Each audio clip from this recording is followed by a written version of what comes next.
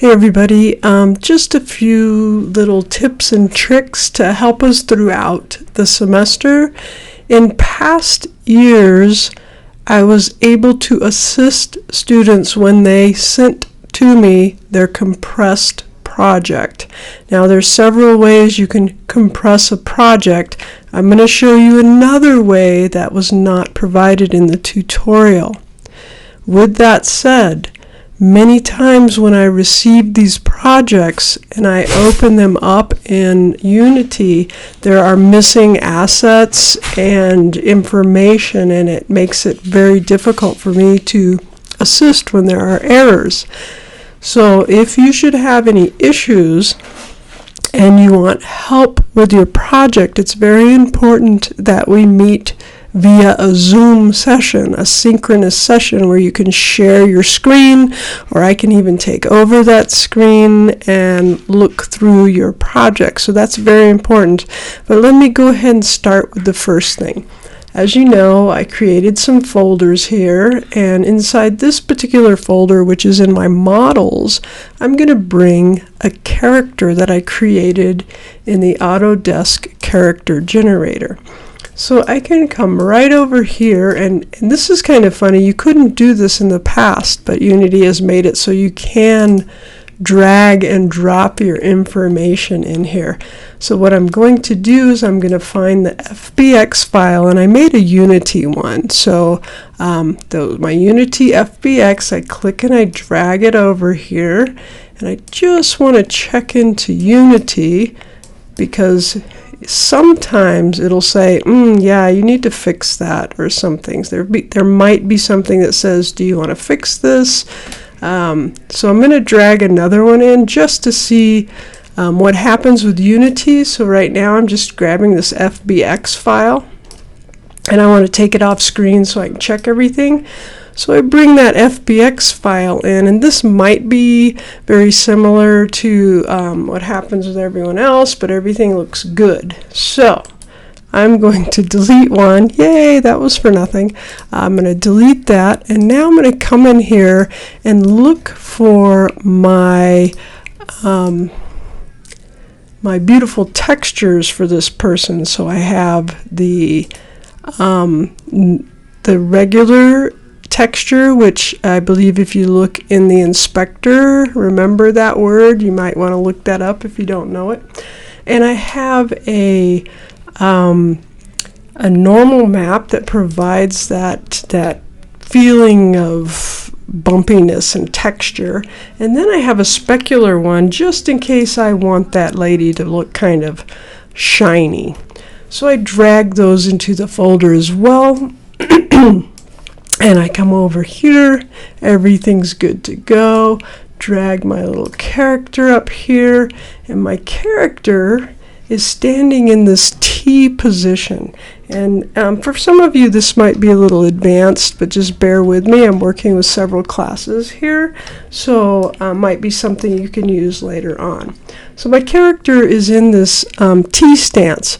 So when I select my character within my folder, it says, hey, do you want to rig this thing? You know, maybe you want to rig it. Here's your model. This is what's going on with it. Let's rig it. And I say, well, you know what? It's in the T pose, so apparently it's not rigged, so it won't move properly. It'll move around with its arms straight out. So I say, well, yeah, I should probably do that. And it's a humanoid character. So I'm going to create from this model the definitions, and then I select apply, and then apply does its thing and starts applying this rigging to the character. So this is when I get that beautiful, hey, there's a problem here, what do you want to do? And it's actually telling me there's a problem with a JPEG. So I say, oh yeah, yeah, fix that. Fix now. So it fixes it, right? So now I wish to configure my model, and I say yes, save the scene, because I'm going to configure my model, and it comes over and it shows the skeleton, and here it's showing me that everything is green.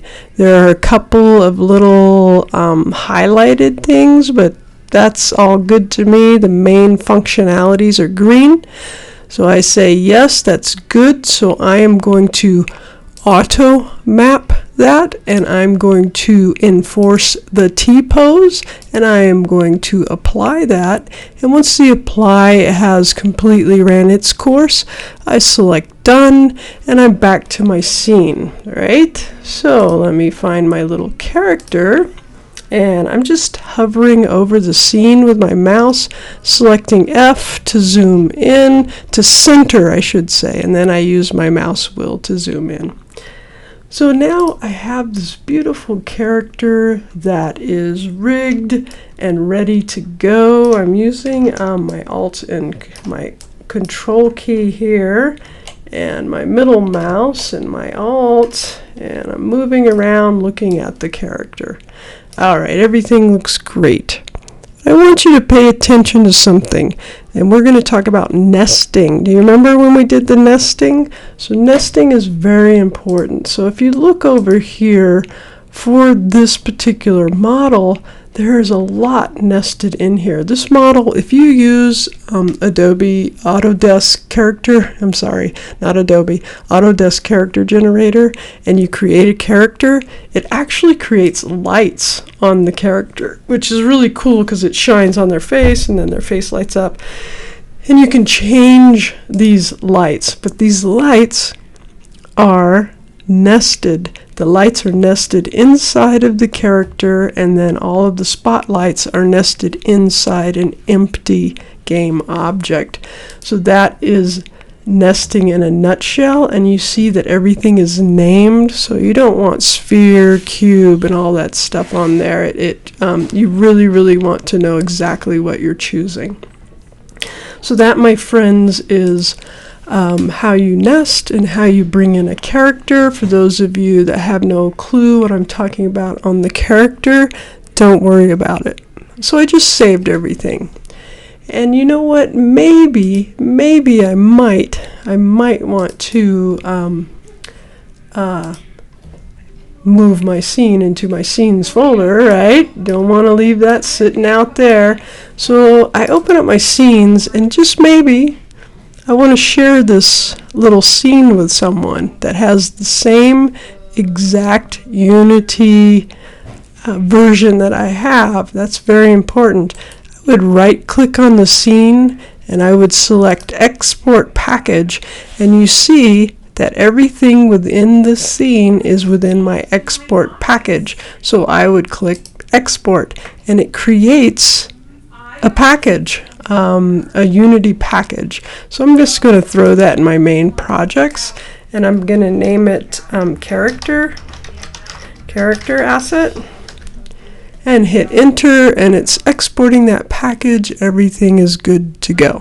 So right here I have a Unity package. It's not something that I could double click and open. It's something that I would import into my project, and you would do that by selecting assets, import custom package, and then you would find that custom package and import that package. So hopefully I'm not confusing you too much. If you're not into that character yet, don't worry about it. You'll understand it later. Come back and review. If you are just here to learn about the nesting, just check that part out. Don't have to fully understand it unless you are there in the assignments. Alrighty. So the next piece of the puzzle is sometimes you'll find in the assignments that I want a compressed project. I tried to go through and make sure that I removed all of those because they don't work. They do not work for me. So Instead of compressing your packages so I can see your beautiful games, I would love for you to come in and utilize Screencast-O-Matic. And Screencast-O-Matic has, I left you a lot of information on it. It's in the syllabus and through the main first few pages of the course, but it is a free application. In fact, I'm just going to come over here and show you that I'm using the free, I use a free version. So if I go into my plans, it says, hey, you're using the free plan, but you can upgrade and have some features. The free plan, you have 5 minutes, and trust me, you don't want to go to 5. You want to go like to 4.5. So you have 4.5 minutes to record your screen, your game. So what you would do would be to select your Screencast-O-Matic. You would start recording for free, and you would launch your recorder. Now I'm recording on a different software, so I'm not sure how everything's going to work, but I'm just showing you the steps. You saw another box open and it said, are you sure this is what you want to do? So Screencast-O-Matic comes in and you can resize your recording area, and then it comes in and says, do you want to record the screen, do you want to record your webcam, or do you want to record both? So you would select which you choose. You want to make sure that your microphone is working here. If the microphone is not working, you need to find your microphone and make sure it is working. And once you have all the components set up, then you would start recording, which is right off of my screen here, my record option. So let me bring it up. So it's a little thing that says record, and you would record your game right here. So you would select that record and you would come in, talk about it, hit play, and then once you hit play, you would record some of your stuff. So hopefully that helps with that. Let me check my notes, and I think I got everything. I talked about renaming your objects in your nesting. I talked about creating a video, and I talked about compression, and I talked about importing characters. So that was a long one. Hope you can bear with me there.